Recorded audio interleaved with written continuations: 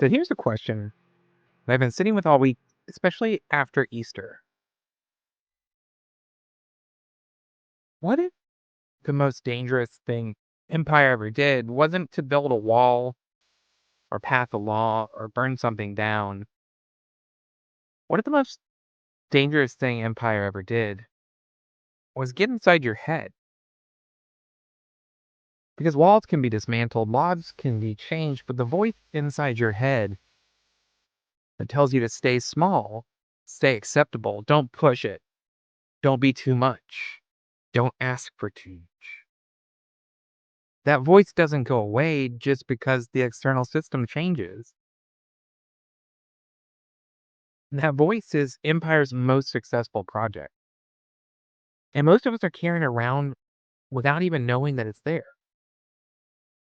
This week, we're going to go one layer deeper, right? Past the systems, past the institutions, and to a place where Empire actually lives, which is in our nervous systems, our survival strategies, the locked rooms inside of us we stopped questioning a long time ago. I'm your host, Pastor Andrew Shipley, and this is the Missiongathering Christian Church podcast. We are in our Rise Up series, and this is a companion to that. Rise Up is reconstructing faith, reclaiming power, and rebuilding the world. So if you're interested in those sermons, come check us out in person sometime. But this is episode 2. Let's get into it.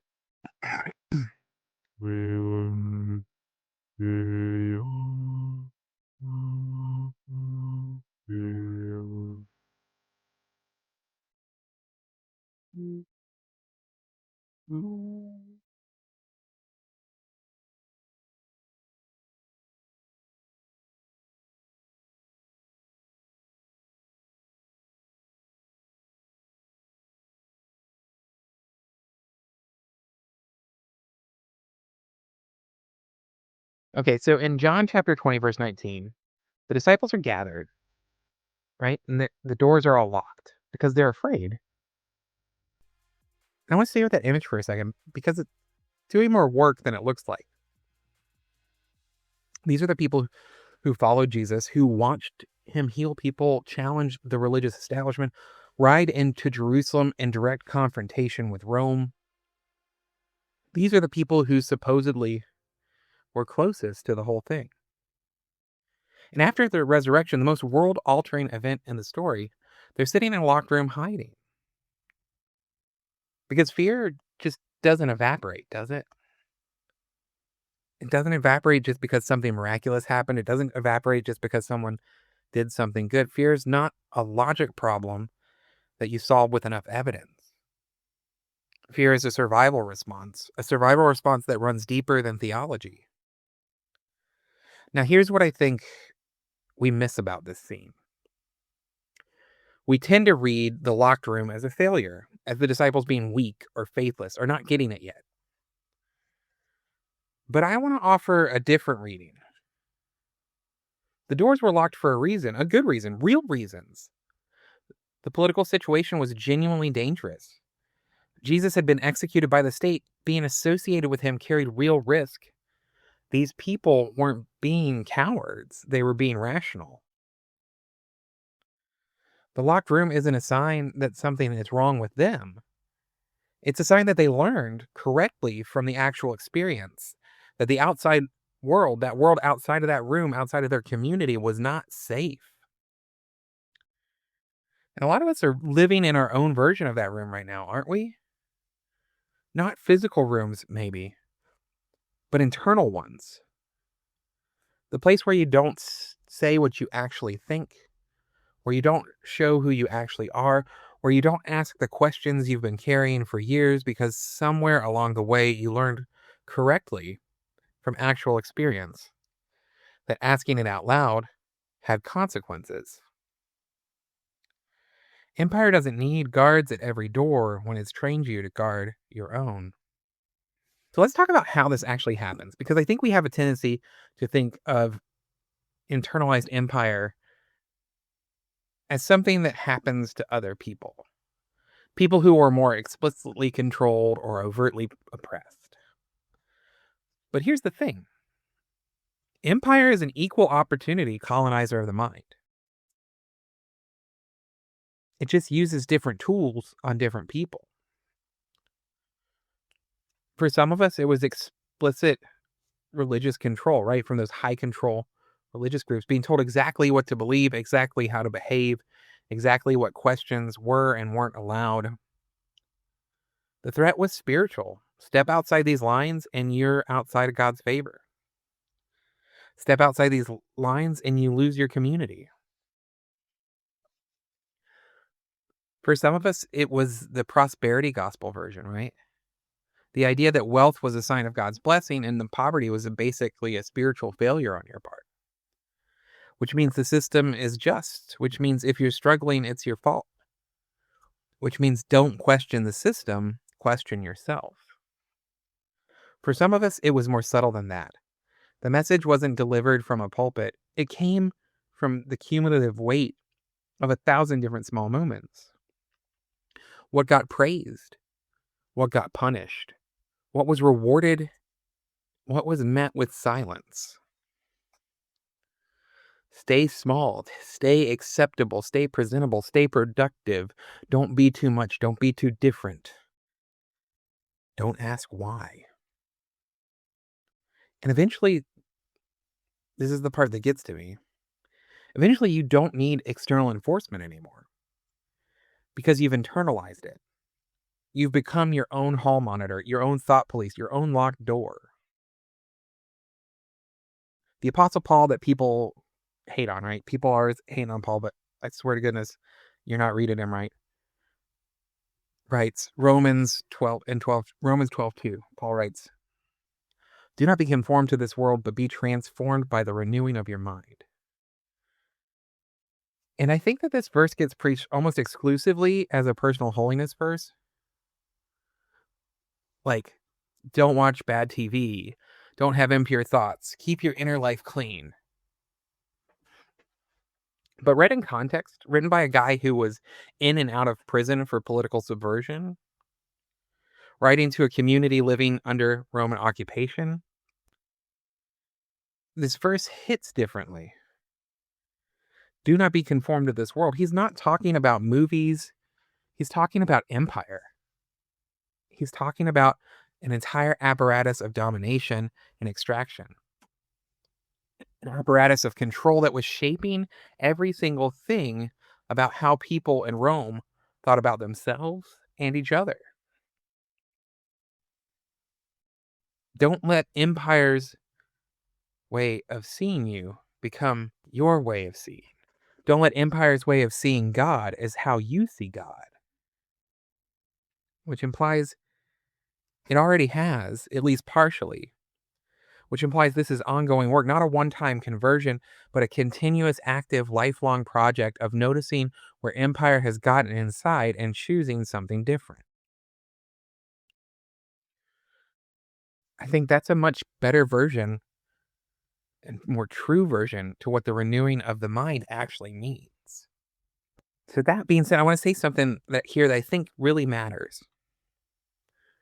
The ways you adapted to stay safe, they're not a character flaw.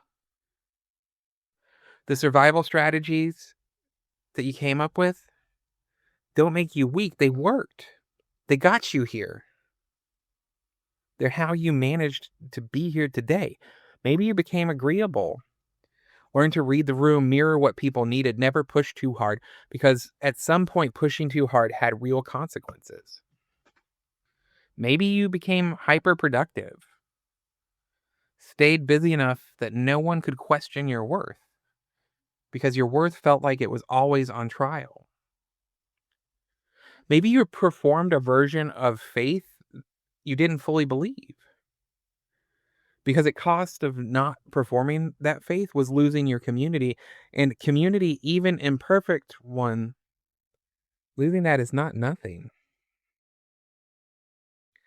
Maybe you disconnected from yourself, from your body, from your emotions, from your desires, because those things had gotten you in trouble before or been treated as problems to be managed rather than parts of you to be known. None of that is weakness. Hear me when I say that. None of that is weakness. All of that is intelligence, adaptive intelligence, the kind that kept you safe when you needed to be safe. Here's the thing about survival strategies, they're contextual. They work in the environment they were designed for.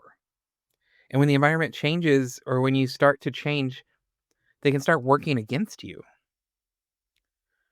The person who learned to stay small, surviving in a controlling household, carries that smallness into rooms where they're actually given permission, where they have permission to take up space.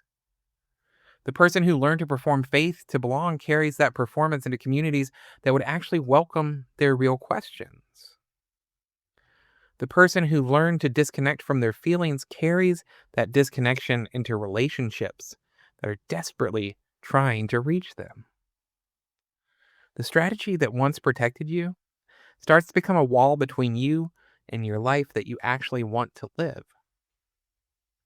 In the work, the actual slow, non-linear work of transformation is learning to tell the difference. Learning to ask, is this caution that I'm feeling something I actually need right now? Or is this an old lock on a door that leads somewhere where I want to go? So here's what Jesus does. Back to the Bible, right? So here's what Jesus does in the locked room. He doesn't knock, he doesn't announce himself. The text just says, he came and stood among them. And the first thing he says is, peace be with you. Not, why are you hiding? Not, didn't you get the memo? I'm risen, time to go. Not, I need you to have it together before I can work with you. Just those words, peace be with you. I think that that sequence matters more than we realize because the offer of peace comes before the commission. The presence comes before the transformation. Jesus doesn't wait for them to unlock the door and step out into courage. He enters the locked room and offers peace inside of it. Which means, and this is the thing I keep coming back to, my friend, transformation doesn't begin with pressure, it begins with presence. The philosopher and activist Simone Weil wrote that attention is the rarest and purest form of generosity. And I think what Jesus is doing in the scene is exactly that. He's paying attention, he's being present. Not to the disciples' potential, not to the movement they're going to build, not to what they'll eventually become, but to them, the people right there, right then, afraid in the locked room, his traumatized group of friends. That kind of presence is the precondition for everything that comes after.